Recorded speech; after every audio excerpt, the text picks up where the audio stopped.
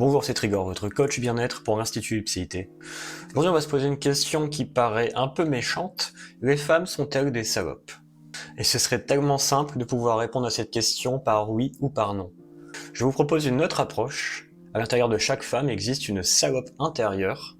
Et dans une autre vidéo, je vous parlerai du connard intérieur qu'il y a à l'intérieur de chaque homme, d'accord? Donc tout le monde va prendre cher, et en même temps personne va prendre cher, car dans cette vidéo, je vais vous montrer pourquoi la salope intérieure des femmes est importante, et quel est son fonctionnement un petit peu bizarre.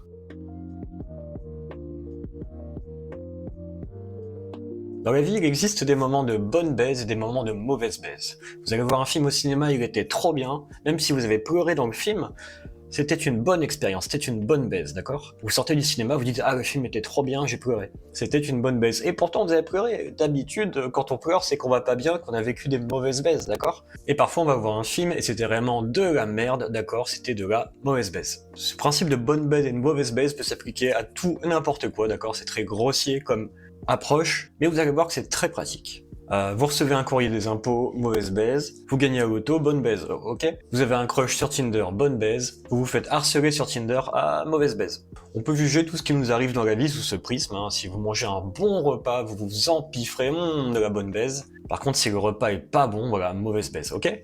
Évidemment, ça s'applique aussi à la sexualité. Parfois, il y a des bonnes baises sexuelles et des mauvaises baises sexuelles. Vous comprenez maintenant que c'est un principe qui peut s'appliquer à tous les moments de la vie. Et on peut dire que dans un sens, le but de la vie, c'est de s'offrir des bonnes baises et d'éviter les mauvaises baises. Si dans ma vie, je ne bouffe que de bons repas, je n'ai que des bonnes relations avec les gens, je ne vis que de la bonne baise, j'ai une super vie. Et si par contre, je mange de la merde, mes relations c'est de la merde, mon travail c'est de la merde, le chat c'est de la merde, je vis une succession de mauvaises baises et c'est vraiment pas chouette, d'accord? Donc il y a un enjeu chez les êtres humains comme ça, où on va essayer de se donner quand même de la bonne baise. Après, il y a des gens qui aiment bien se donner de la mauvaise baise juste pour pouvoir chouiner et jouer du violon, ah là là, ça va pas, parce que c'est leur manière à eux de s'offrir une bonne baise, c'est-à-dire une bonne intensité, de se sentir très vivant, d'accord? Et un jour, je me suis rendu compte que la bonne baise et la mauvaise baise étaient aussi des enjeux de pouvoir dans le couple, d'accord?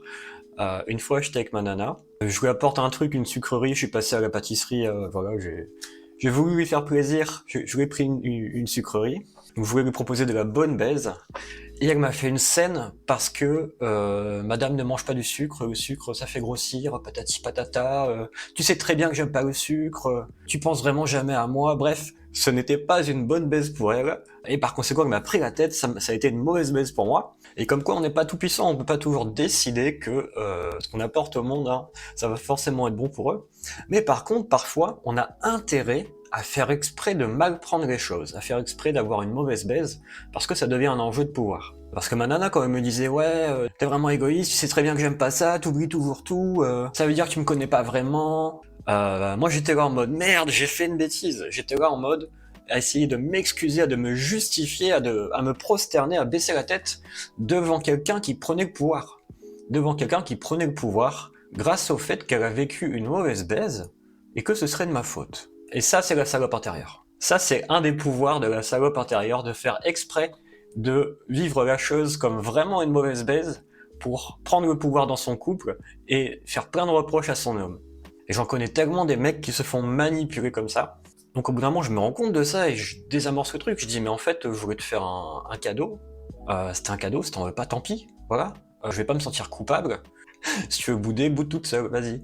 Et donc aujourd'hui, ce genre de stratégie, je m'en prémunis, je sais maintenant les détecter et m'en protéger. Et par contre, je vois aussi beaucoup ça chez des couples d'amis, avec leur nana qui surjoue un petit peu la mauvaise baise pour que le mec se mette à quatre pattes et devienne encore plus gentil, quoi. On a là un jeu de domination-soumission très efficace, parce que ça fonctionne. Et qui joue à ça, c'est la salope intérieure. Le connard intérieur aussi, il y aura une vidéo dessus, vous inquiétez pas. Mais c'est pour vous donner un exemple d'une des dynamiques qui existent avec la salope intérieure. Un autre exemple, voilà, ma nana a des attentes, elle ne les exprime pas, mais elle a ses attentes. Des attentes que la vaisselle soit faite, des attentes que l'aspirateur soit passé, que la machine à laver soit faite et vidée, ce genre de choses. Moi je suis pas au courant en fait. Donc je ne vais pas autant faire la vaisselle que ce à quoi elle s'attend. Et au bout d'un moment elle commence à me bouder. Au bout d'un moment elle commence à faire des crises. Oui, c'est moi qui fais toujours tout, gna gna gna.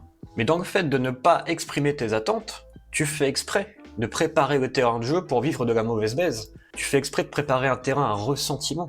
Et pourquoi pas, je veux pas juger, hein. Je dis juste que c'est un enjeu de pouvoir. La salope intérieure, ce qui l'intéresse, c'est le pouvoir, et le connard intérieur, c'est pareil, mais il a d'autres stratégies. Et en fin de compte, c'est ça, la question. Mesdames, c'est quelles sont vos stratégies pour avoir du pouvoir dans vos relations? La salope intérieure peut tout à fait se faire aussi séduisante et charmante, d'accord? Se proposer en personne de bonne baise, elle peut être attentionnée, elle peut être affective. Ça reste une manière d'avoir du pouvoir. En fin de compte, la capacité qu'on a à proposer de la bonne baise à son partenaire, que ce soit en faisant des petits gâteaux, en faisant bien l'amour, ce genre de choses, ça va être un levier de pouvoir. Et par contre, parce que personne n'aime vivre des mauvaises baises, alors surjouer cet aspect je suis vraiment trop malheureuse, tu ne m'écoutes jamais, tu t'intéresses pas à moi, gna gna gna. Le sous-entendu derrière, c'est je vis de la mauvaise baise avec toi. Réveille-toi, je vis de la mauvaise baise avec toi, apporte-moi la bonne baise.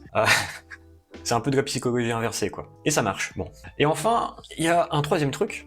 Il y a la bonne baise, il y a la mauvaise baise, et il y a l'absence de baise. Et ça, la salope intérieure, elle aime pas. Elle aime pas quand elle s'attend à recevoir quelque chose, par exemple un cadeau pour son anniversaire, par exemple votre présence, vous aviez dit que vous seriez là et vous n'êtes pas là, ou parfois simplement le fait de faire l'amour, d'accord, et vous n'êtes pas disponible, ou simplement ça n'arrive pas, ou vous n'avez plus de désir, ok.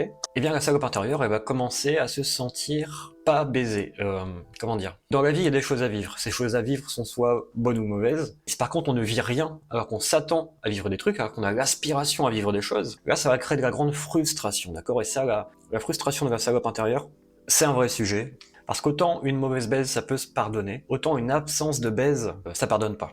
Vous avez promis que vous rentriez à 18h et vous rentrez à 23h, bah pendant les 5 heures là, vous étiez pas là, il y a un truc très méchant qui tourne dans le ventre de votre compagne, elle a dû faire face à un vide à l'endroit où elle vous faisait confiance pour être présent. Et ensuite, la salope intérieure pourra chercher à se venger, d'accord. Une fois, il y avait une nana que je convoitais, mais j'avais pas forcément le courage d'y aller franchement, et elle avait envie que j'y aille franchement.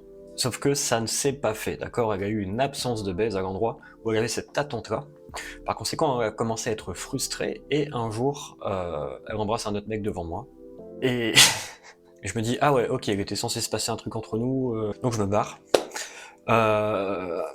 Et le lendemain, je vais la voir. Elle me dit, mais je comprends pas, pourquoi j'ai fait ça, je suis vraiment débile et tout, je veux pas te perdre et tout, pardon. Et là, je lui dis, mais non, c'est à moi de te demander pardon. Elle me fait quoi? Je lui dis, bah, ta salope intérieure, elle était frustrée, je t'ai pas baisé, du coup, tu m'as offert une mauvaise baise pour te venger. Tu l'as fait exprès, en fait. Et là, elle se rend compte que oui, elle a fait exprès pour se venger.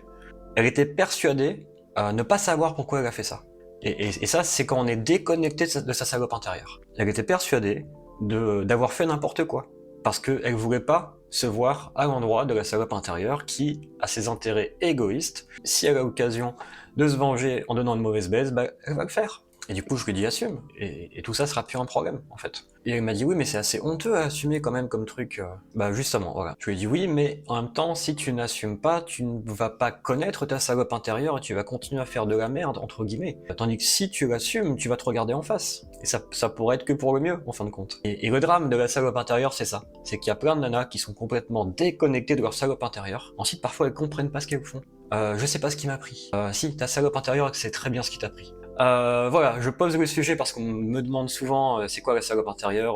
J'en parle évidemment dans la formation Secret de sexualité, hein, le connard intérieur aussi. Et donc voilà, en fin de compte, toutes les actions de la salope intérieure, et parfois les femmes n'ont pas conscience que c'est ça qui travaille, toutes ces actions vont faire que les femmes vont se faire pointer du doigt.